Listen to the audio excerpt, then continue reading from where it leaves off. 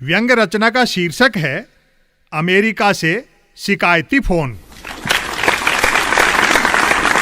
मकर संक्रांति का पर्व उत्साहपूर्वक मनाया गया। स्वदेशी प्रेमियों ने आत्मनिर्भर होने के संदेश लिखी पतंगें चाइनीज मांझे से उड़ाईं। किसान आंदोलन के मद्देनजर माननीय सर्वोच्च न्यायालय द्वारा गठित 4 सदस्यीय समिति से भूपेंद्र सिंह मान ने खुद को अलग कर लिया। संभव है मान साहब मान चुके हों कि जब कानून ही 3 वापस लेने हैं तो सदस्य 4 होने का क्या मतलब है।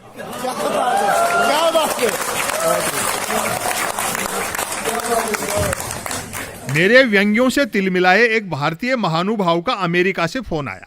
जैसे उनके तेवर थे उससे साफ था कि उन्होंने भारत भले ही बरसों पहले छोड़ दिया हो, भारतीय न्यूज चैनल्स देखने अभी तक नहीं छोड़े हैं। उनके लहजे और लड़खड़ाहट से यह भी पता लगा कि उन्होंने पी भी रखी थी। लोग खाने कमाने परदेश जाते हैं, वह पीने कमाने गए होंगे। उन्होंने पूरी बातचीत में मेरे तीखे व्यंग्यों की शिकायत तो की, किंतु भाषा अभद्र इस्तेमाल नहीं की। वैसे व्यंग्य के बदले सुनी अभद्र भाषा को मैं अभद्र नहीं मानता, बल्कि व्यंग्य प्राप्ति की सूचना मानता हूं। दरअसल चुने हुए नेता को अवतार मान लेने वालों ने मेरी इमेज मोदी विरोधी की बना दी है।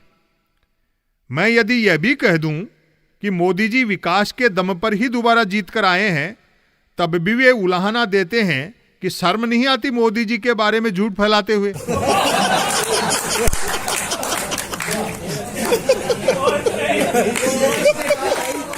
उन सज्जन ने कहा, कभी विपक्ष पर भी व्यंग्य कर दिया करो। मैंने मजबूरी बताई। सवाल तो सत्ता से ही पूछे जाते हैं, कवि लेखक तो खुद विपक्ष होता है, यदि वह सच्चा कवि लेखक हो तो।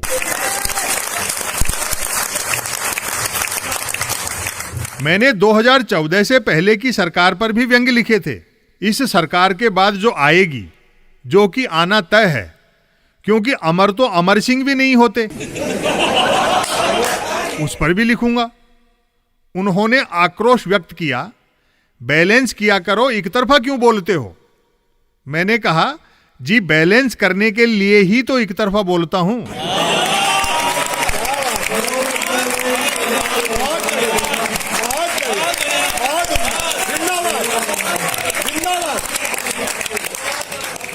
सरकारें आएंगी जाएंगी, हास्य व्यंग पढ़ा करो, सुना करो और गुना करो।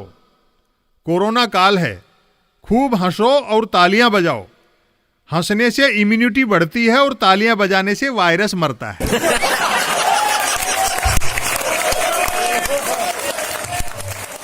उन्होंने दृढ़ता से कहा, लेकिन यह तो मानोगे कि पहली बार कोई 56 इंची सीने वाला व्यक्ति पाकिस्तान को उसी की भाषा में जवाब दे रहा है।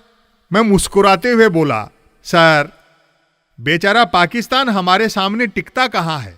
उसका जितना सालाना बजट होता है उतना धन तो अपने यहाँ के लोग बैंकों का खाकर खिसक लेते हैं। क्या बात है, जिंदाबाद जिंदाबाद जिंदाबाद जिंदाबाद। उन्होंने झल्लाते हुए पूछा, तो क्या आपकी नजर में मोदी जी ने एक भी अच्छा काम नहीं किया। मैंने हंसते हुए बताया, क्यों नहीं किया। एक काम अच्छा किया है, अपनी पार्टी में अपने जैसा दूसरा नहीं पनपने दिया।